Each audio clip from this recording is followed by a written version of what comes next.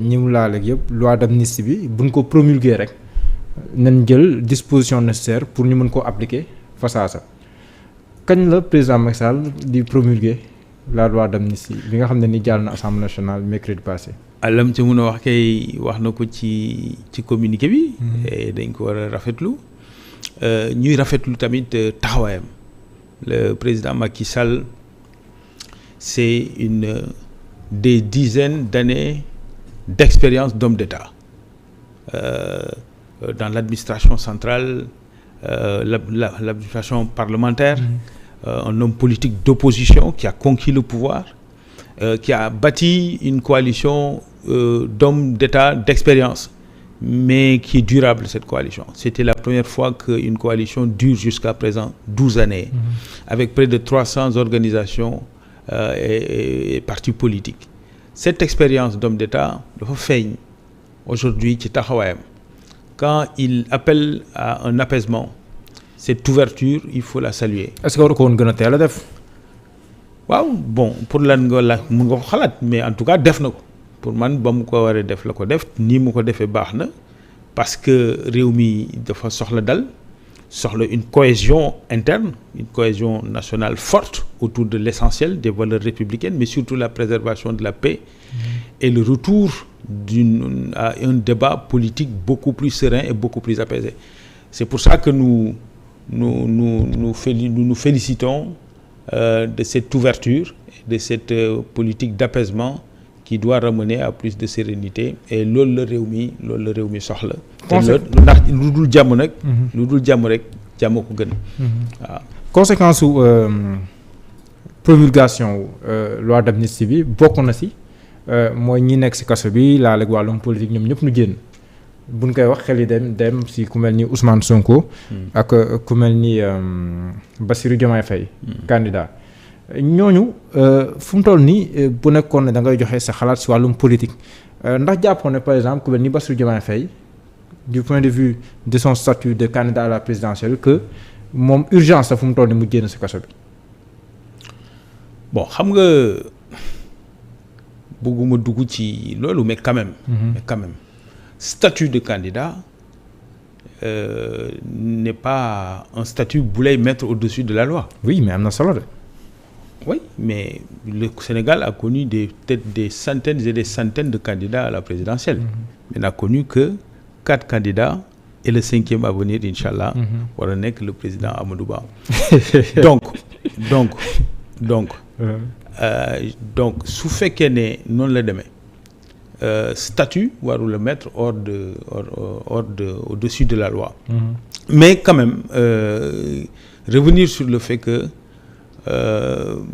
cette politique n'est pas facile, hein, du lu yomb parce que ñi ñuy wax peut-être président Macky Sall moo am grandeur du chef d'État, président de la République, garant de l'unité nationale, am yeneen valeur yoo xam ne moom lañ ko teg ci mbagam mu jël voix boobu. Mais vous imaginez bien que ñi doon jàkkaarloog ñoom dans les débats, dans les quartiers, dans la vie politique quotidienne, cette amnistie effectivement métti na, c'est dur.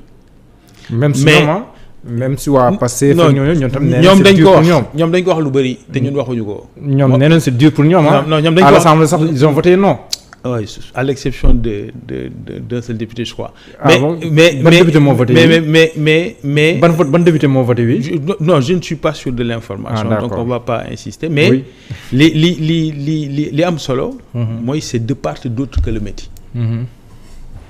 Et c'est difficile et la digestion est compliquée effectivement pour le corps politique et tous les soutiens autour du président. Mais loolu nag mooy njiit soo doonee kilifa xam li baax. Même su méttee ci njaboot gi da nga xam ne foofu mooy yoon bi fa ngay jaar moo tax dañuy saluer amnistie bi saluer cette politique d'apaisement. Mais en invitant tous les acteurs politiques à la responsabilité. Man sur ces faits-là, à titre personnel, je suis impliqué parce que j'ai été victime.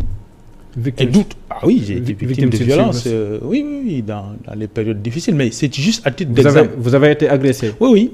mais ce que dafa bokkoon si oui mais événement juin yi. c'est ça mais c'est juste pour dire que pas pour me singulariser mais pour wane ne c'est tous les acteurs qui ont été touchés lii président tijji comme voix c'est une voix boo xam ne day appeler à de l'élévation parce que aussi ñi fi taxaw di waxee ne li suñ leen tontoo ci voix boobu xëj na kon li ñu bëgg du am te li ñu bëgg nag mooy mbir mi dal nit ñi del si ci wax liy développé réew mi lu koy defar te bañ a nekk ci jaayante fitna ak jaayante waa tàng mbuus ak yooyu te loolu jaru ko. mais est-ce que loolu tamit du consacrer benn victoire politique bu Ousmane Sonko am si yéen defoon ngeen lu nekk pour mu bañ a nekk si pour mu bañ a jot fiche de parrainage démb l'AGE l'agence judiciaire de l'État désisté wu si pourvoi en cassation bi mu defoon.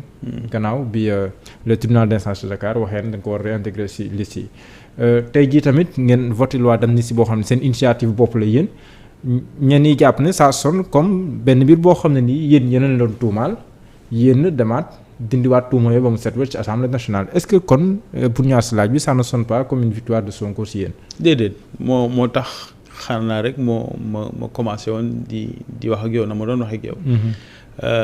amnistie bi dafa métti ñu bëri. ci ñu bokk ci kaw Benno Bokk Yaakaar.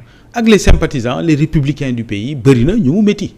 ne warul demee noonu ndax fee yi graaw na et cetera dégg naa ñu bëri di ko interpréter noonu loolu du interprétation bu baax bi déedéet président de la république moom moo jaboote réew mi. waaw Mamadou. suñu toogul waxtaan teg fitna wi ci wet wi xool ni ñuy def ba génn ci li nga xam ne mooy ce dialogue de violence qui s'est installé dans notre pays léegi nu ñuy def dañuy continuer di wéy di dóorante ba kañ ba ñu am 500 morts wala ñu dab yeneen réew yi nga xam ne ay musiba dafa. est-ce que boo leen amoon noo leen taxawee yéen depuis février 2021 dinañ agsi fii. déet gis nga yu demee nii.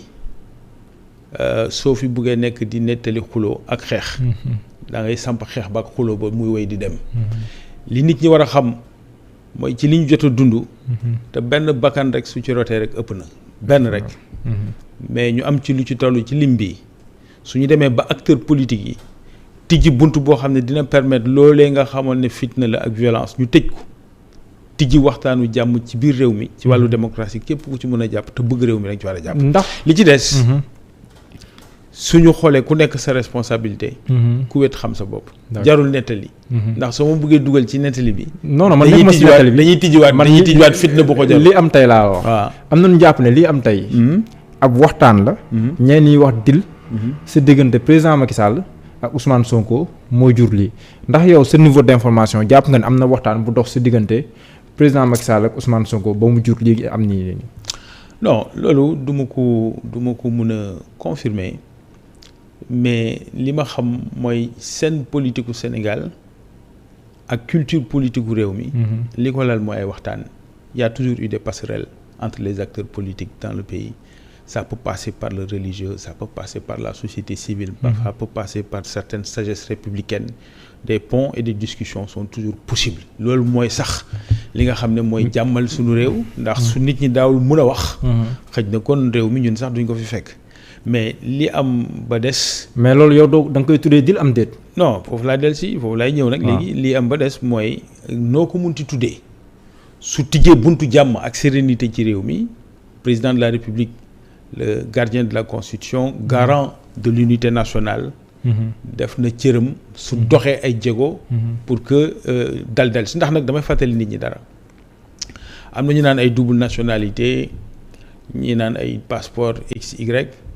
mais ñun amuñ passeport bu fen man mii di wax ak yow benn laam Sénégal bu réew mi waaju ma toxu waaju ma buux fii laa dëkk ngeen yaakaar ne ñun ay ñu yeew suñu loxo lañ mënuñoo fayu suñuy dóor amuñu pexe pour dóorante président de la République def na jàmm de moom président la bu pare nee na le 2 avril day dem mais ñun ñi fi des nag da ngeen fu lan la dañ dul ay doomi Sénégal wala fan lañ bokk président li mu def moo baax ci réew mi jaboote na Sénégal dajale ñëpp fexe ñu toog tijji perspective boo xam ne la vie politique sénégalaise dina dellu ca lañ ko xamee woon lu dul di jur ay bakkan yu rot ba mu toll ci benn lim bi.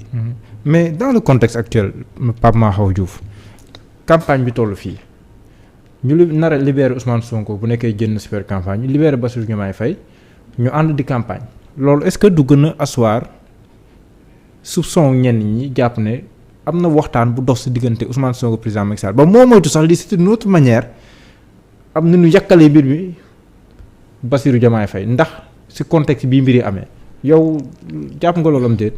yow da nga jàpp ne dañ leen a waroon a téye ci kaso bi kon. non dama laaj donc wax ma loolu de. man dama doon laaj rek waaye gannaaw waxoo loolu jàmm la non man jàpp ma ne loolu yëpp am Sénégal moo jaxasoo rek xumb li am mooy li ñu président de la République wax te ni ñu waxee noonu la ko defee jëfe ko ñun gëm nañ ko te wóolu nañ ko nag ndax ñu ngi ci période de campagne. mais ñun dañu ànd ak président Macky Sall ànd bu wër. ànd ak moom ci lu ëpp fukki at ak lu topp ci li muy doxal ci réew mi mu doxal ko ci lu wër avec loyauté ak engagement nii mu taxawee ci réew mi nag réew mi ñu jox ko ci teranga dinañ ko jàppale ak lu mu jar ak fu mu taxaw. ak lu mu laaj ba mu delloo réew mi ci teranga ci anam ba mu gën a rafete ca moom na mu ko buggee ndax nag il est encore aux manettes c'est lui le président de la République kaaraange réew mi moo ko yor. vision bi mu am sur l'international ci réew mi moo ko yor choix yi muy def mooy impliquer ce que le Sénégal va devenir dans les prochaines années donc dañu war a continuer doon benn say taxawu ko ci liggéey boobu jusqu'au bout. est-ce que président Macky Sall am na ñuy poser question boobu si ni mu tànnee le 24 mars te conseil constitutionnel tànn le 31 mars ñeen di poser ay questions ak li PDS ak.